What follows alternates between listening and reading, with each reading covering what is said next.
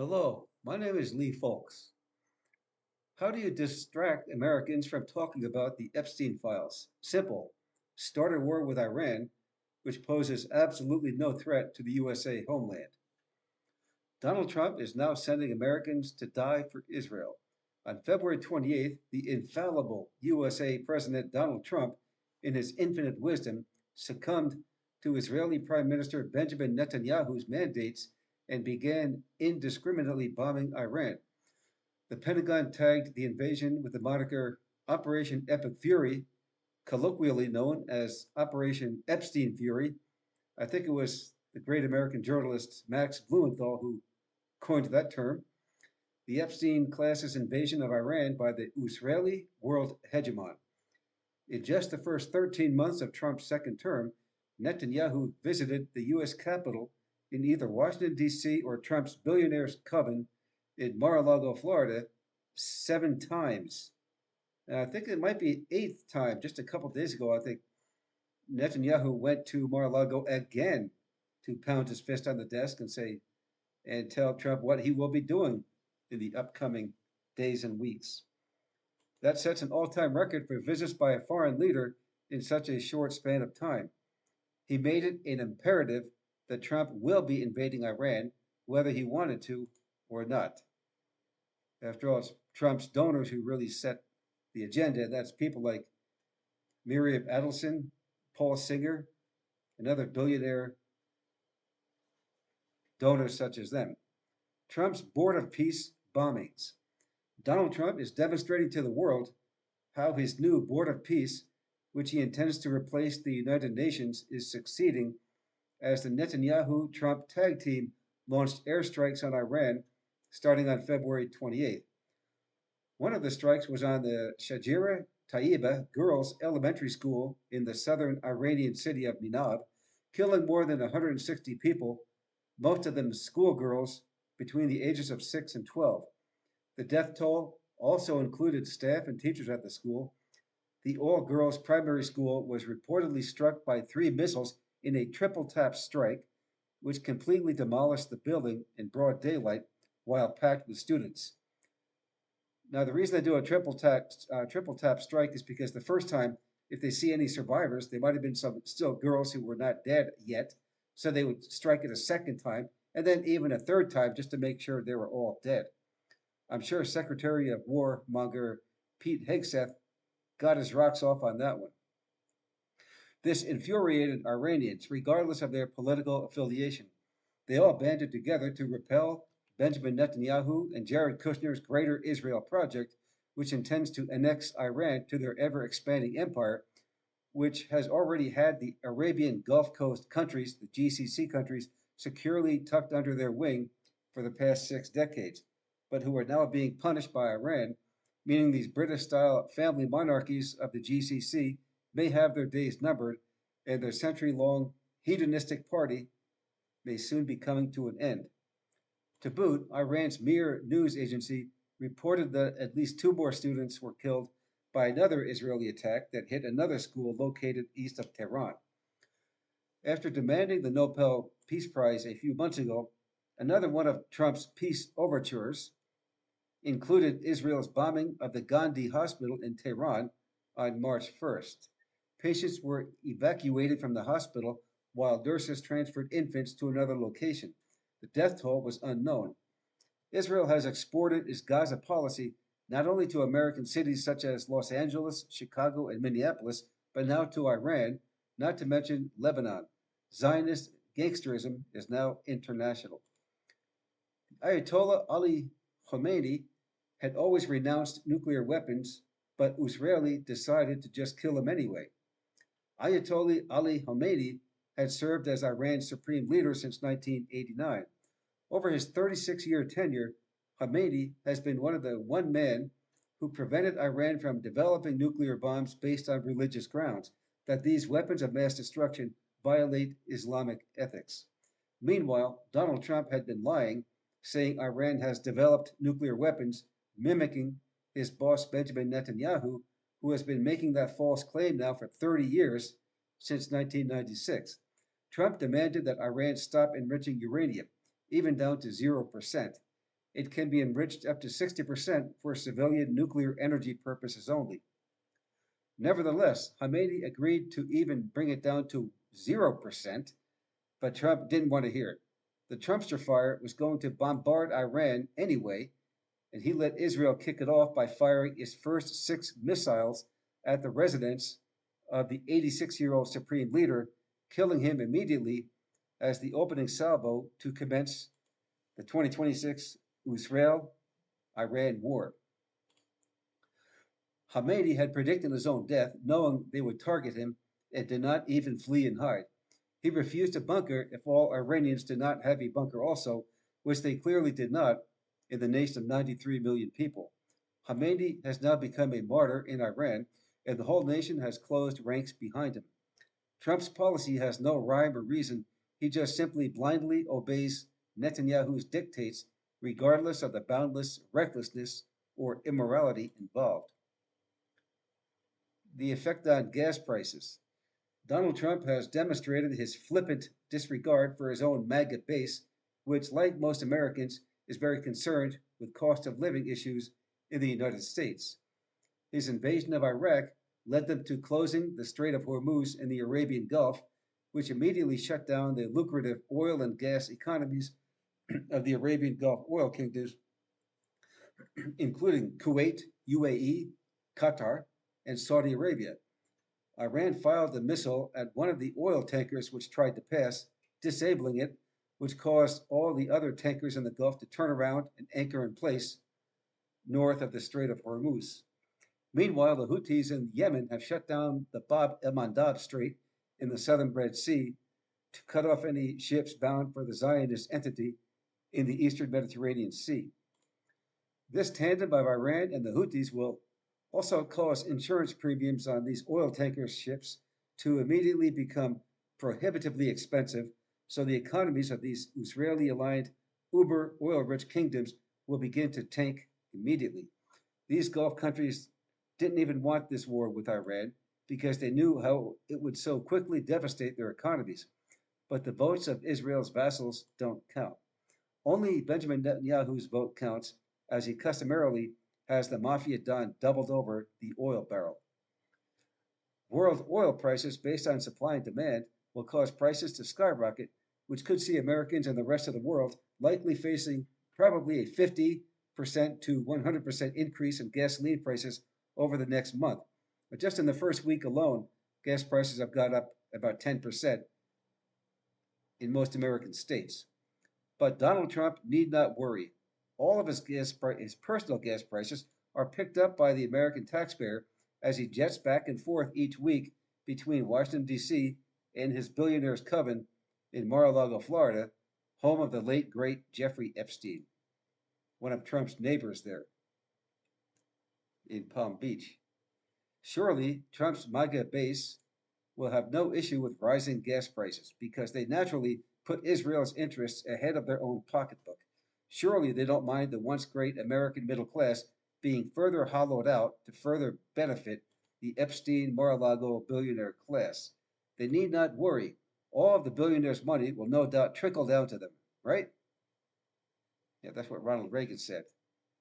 Didn't seem to have worked out too much. Trickle, by definition, means extremely like pennies being tossed under the table. Gulf Coast countries. In Qatar, after American troops fled the base there and checked into luxurious hotels, once again at U.S. taxpayer expense, they left Italian troops on the base at risk of getting hit by Iran's flurry of missiles and drones. Iran then proceeded to take out a $1.2 billion American radar system on the vacated base with one of their missiles. Kuwait is a very small country situated at the northwest corner of the Arabian Gulf, but has 5 American military bases packed into it. The Ali al Salam base was hit by Iran on February 28th, killing at least 3 Americans. The death toll later went up to at least 6. And these American soldiers have been forced to sacrifice their lives for the cause of Israel. Iran claims many more were killed, but that was unconfirmed. In addition, three U.S. F-15E Eagle fighter jets were shot down from the Kuwaiti skies, but all six aircrew members managed to eject and land safely by parachute. According to the U.S. Central Command, the jets were mistakenly shot down by Kuwaiti air defenses during active combat operations on March 1st. At this time, there were so many Iranian aircraft, ballistic missiles, and drones peppering the sky from all directions, it was difficult to determine for certain exactly which of these detonated the three F-15s. It would be easier for CENTCOM to just say what it wants to believe. When Kuwaitis saw the American pilots land safely in the desert, they did not even go over to offer them any help. That shows how much they appreciate American soldiers being there because they know that their mere presence has attracted the barrage of Iranian missiles for 3 days now, ongoing. Well, now it's been up to about 8 days. It's estimated that these Arabian Gulf countries will run out of defensive missiles in less than 1 week, so it becomes a war of attrition as to when Iran will run out of missiles.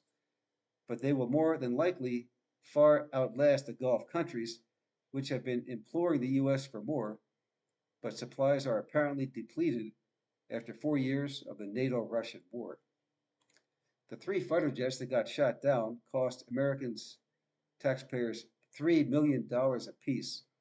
Poof, money vaporized, but neither Trump nor the U.S. Congress could hardly give a hoot about containing spending on endless wars. The U.S. government claims to have no money to house Americans or put toward severe shortages in education or healthcare, but it somehow has infinite money for Israel's wars. Trump's latest war could cost hundreds of billions of dollars that will benefit the Epstein billionaires' coven in Mar-a-Lago, Florida, which includes the Trump family personally and the military industrial complex, and that's all that really matters. $37 trillion of national debt, now accelerating to 38 trillion. Bah humbug. Central Command indicates that the empire is in command of the entire world, this particular division in command of the Central, Middle Eastern, or West Asian part of the world. In addition, AFRICOM, which is based in the African country of Germany, yes, supposedly African country of Germany, and SOUTHCOM, based in South Florida, in command of all of Latin America. Of course, it's not based in Latin America. Has Israel cast a spell over the U.S. President and Congress? Well, yes. The way they do it is by sheer money. Legalized bribes, aka campaign contributions, the Epstein sex blackmail ring, which has steadily gained more influence over the past 40 years and has showed no signs of slowing down, despite Epstein's strangulation by homicide more than 6 years ago, which conveniently prevented him from testifying against such major public figures such as Bill Clinton, Donald Trump, Bill Gates, Ehud Barak, former Prime Minister of Israel, Alan Dershowitz, Noam Chomsky, ad infinitum. Through AIPAC, American Israelis have gained control over more than 80% of Democratic congresspeople and more than 90% of Republican congresspeople. And that's more than enough. It only takes 67% to create a veto-proof supermajority in Congress, so game over. The omnipotent Israel lobby has checkmated the American people by creating a foreign policy uniparty. Historians know that the original name of today's Democrat Party was called the Democrat Republican Party in the 1790s. So what goes around comes around. That is the longest running political party in the United States, now called the Democratic Party. Who really forces Trump to bomb Iran, even if he may have hesitated to do so? Israel's Mossad has had copies of the Epstein blackmail files since their origin. Since Israel has had the goods on Trump cavorting with underage girls since the 1980s and 90s and beyond, they knew if they ever got him into the Oval Office, they would easily be able to control him like a marionette. For example, they could make him invade and bomb Iran, even if in his heart of hearts, assuming he has a heart, which is debatable, he did not really want to invade Iran. The Israeli Mossad still has the Mafia Don under blackmail at the constant threat of releasing these videos, photos, and emails, which would implicate him, which would probably lead to his hastened impeachment and removal from office.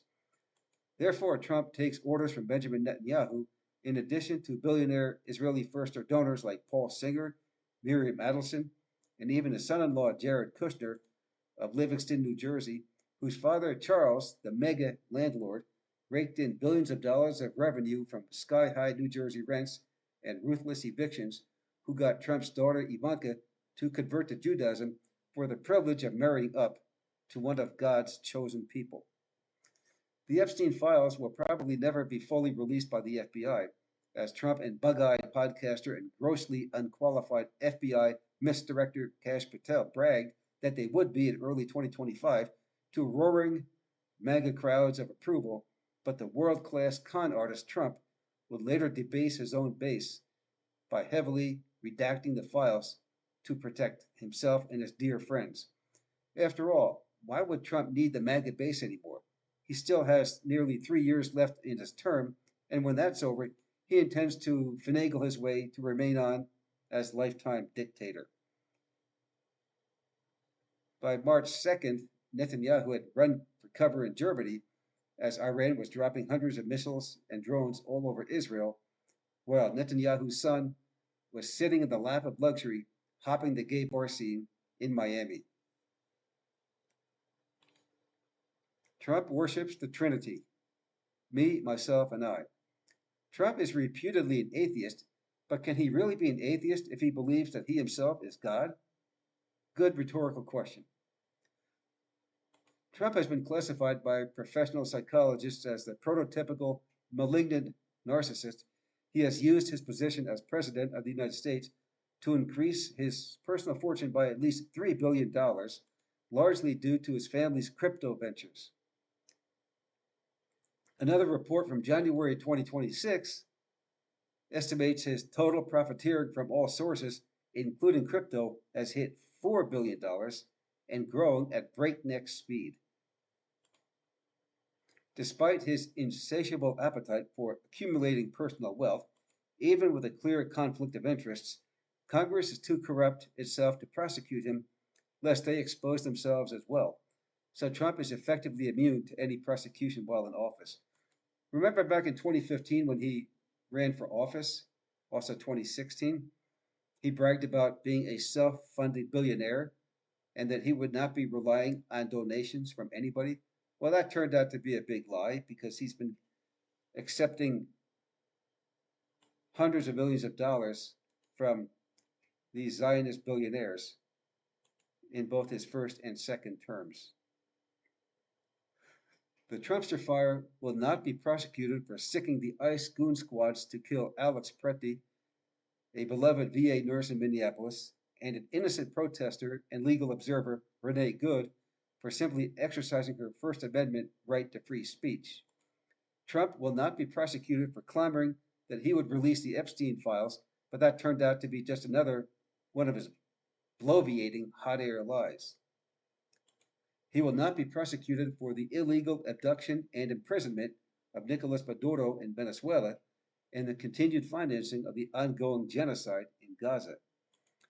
He will not be prosecuted for the interference in Mexico's sovereignty for his assassination of El Mencho in order to both stop fentanyl traffic into the U.S., which is a noble cause, and also simultaneously take over CJNGs as Cartel Jalisco Nueva Generacion. Their illegal silver mining interests will be taken over by Donald Trump, as he has just appointed Kristi Noem as the cartel czar. American media reports she was fired, which she was, but she actually got a promotion to the cartel czar, who will now be in charge of taking over the silver mines in Mexico, as Mexico is the world's #1 producer of silver, of which there is a dire shortage of in the USA. Trump is immune from prosecution for the violations of both U.S. and international law by bombing Iran in June 2025, and then again in late February of this year, a war that continues and will probably go on for at least several weeks, if not several months.